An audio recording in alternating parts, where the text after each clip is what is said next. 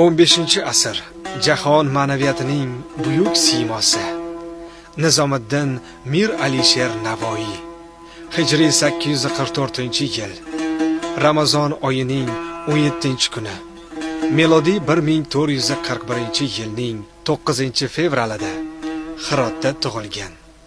Hirot shahri 15-asrning birinchi yarmida sohib Qiron Amur Temur asos solgan ulug' saltanatning ikkinchi poytaxti edi. Alisher Navoiy 4 yoshida mazmunan puxta satrlarni yod ola boshlagan.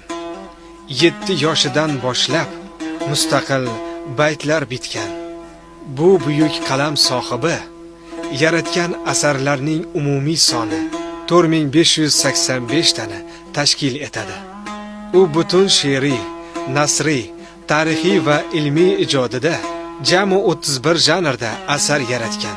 Shoir yosh paytidayoq o'zida shunday bir buyuk ijodiy qudrat sezgan ediki, Samarqandda o'qib yurgan 25-28 yoshlaridayoq Firdavsiyning 30 yilda yozganini 2 yilda yozaman.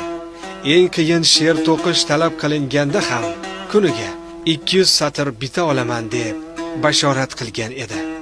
Keyinchalik 2 yilda 42 va 44 yoshlari orasida jami 25615 bayt, ya'ni 51230 misrali hamsani tugatdi. Navoiyning oxirgi asari Mahbubul Qulub, ko'ngillarning sevgani risolasidir. Alisher Navoiy 1501-yilning boshida 60 yoshida vafot etdi. Mega qilsa 100 jafo, bir qatla faryod aylamon, elga qilsa bir jafo, 100 qatla faryod aylaram.